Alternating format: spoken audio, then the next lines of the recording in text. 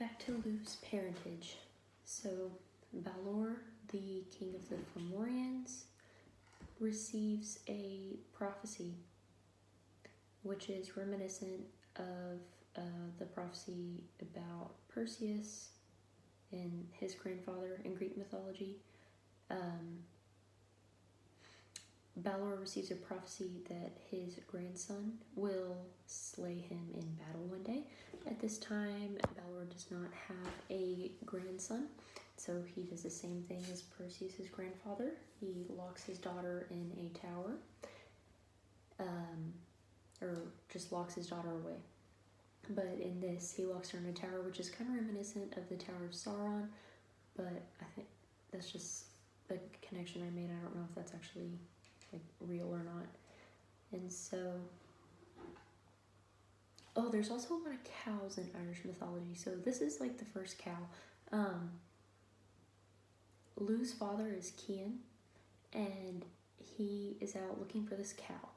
Okay, and Balor is trying to get the cow, and so Balor ends up getting the cow or something, and then Cian ends up at Balor's castle.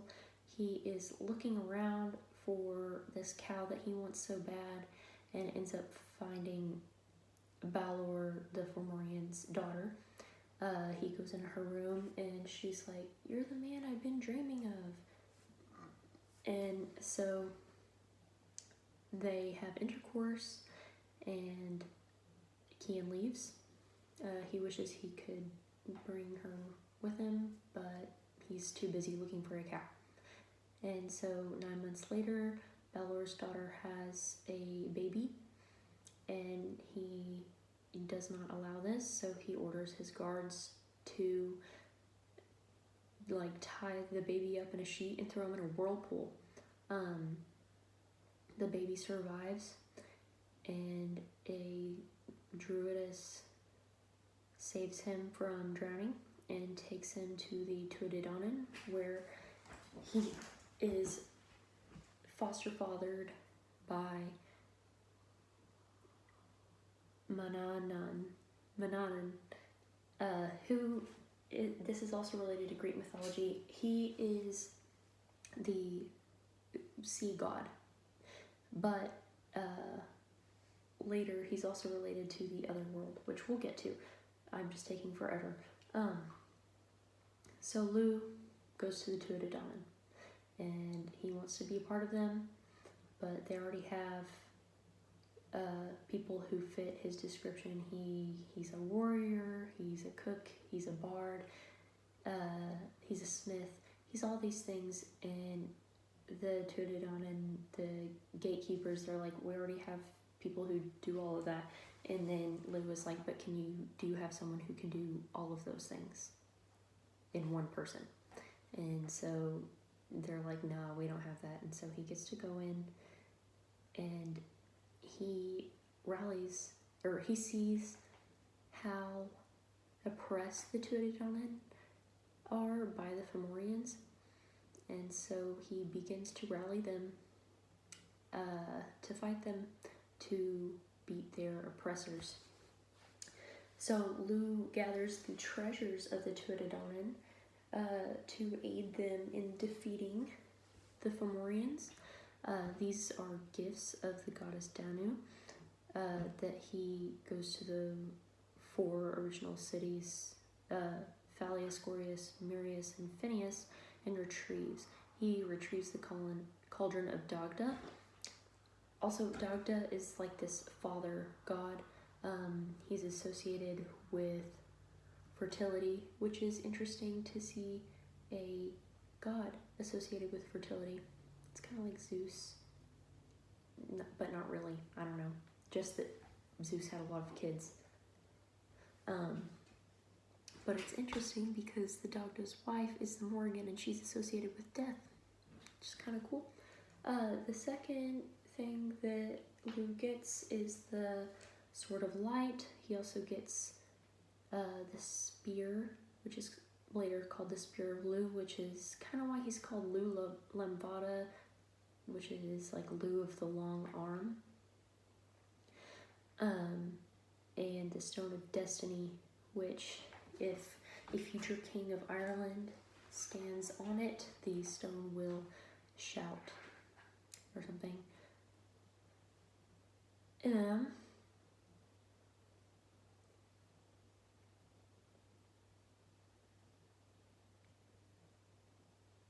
So now, after he gets all those things, he makes the children of Tuired pay for the death of his father Cian, by going on all of these impossible quests, which is told in the story of the children of, or the sons of Tuired, I guess. The fate of the children of Tuired. They get all this stuff, and then they get like this healing pig skin, which Lou doesn't let them use after they're like dying from doing all these impossible quests, and so they keep the pig skin to use in the second battle of Moytura against the Fomorians, in which Lou slays Balor, Tuatha dies, and the Dagda gets wounded. So Lou is now the king of the Tuatha.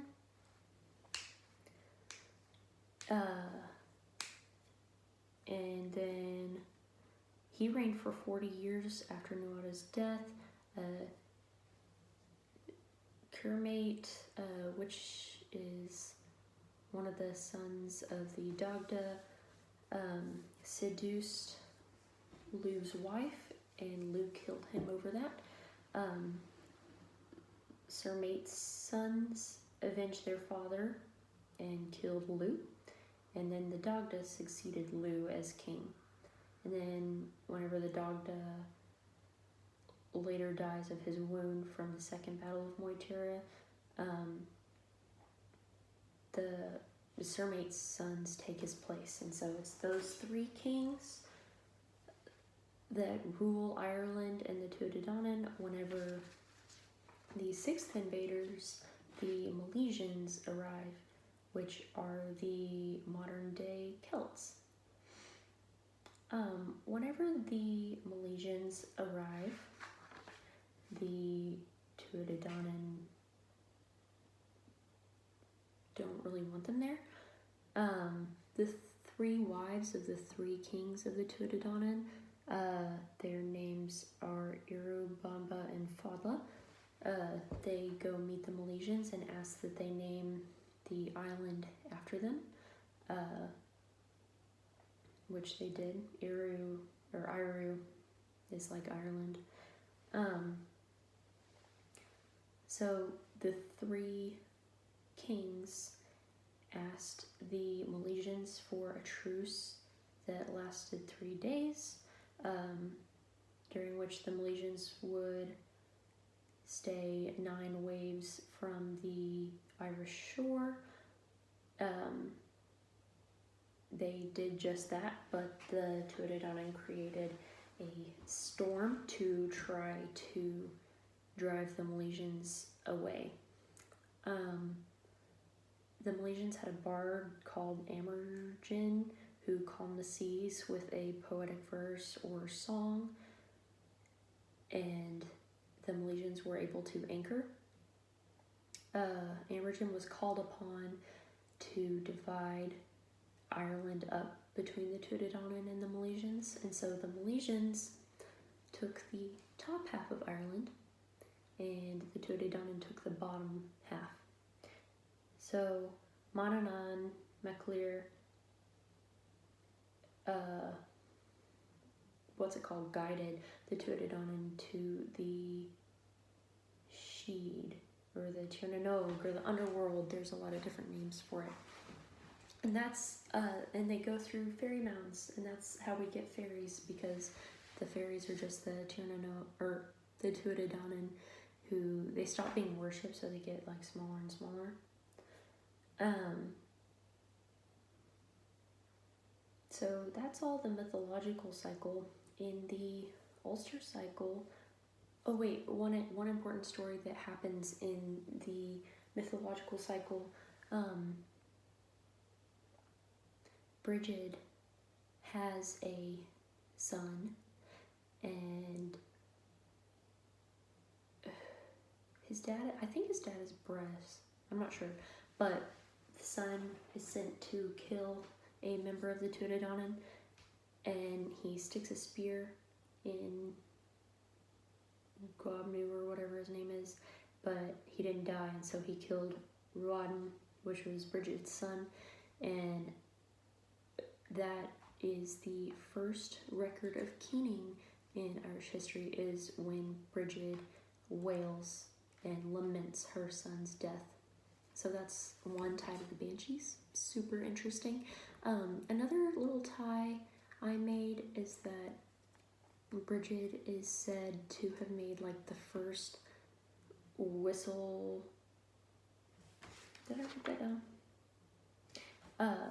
Bridget made like the first whistle to call someone at night, which kind of reminded me of calling in, what's it called? I guess it's Norse. I don't know, somewhere up north up there. That's a practice of them calling cows. That brings me to more cow mythology. There's two important stories about Cuchulainn, which is Lu's son, that happened in the Ulster cycle. Cuchulainn is a defender of Ulster, and he meets the Morrigan in two cow stories.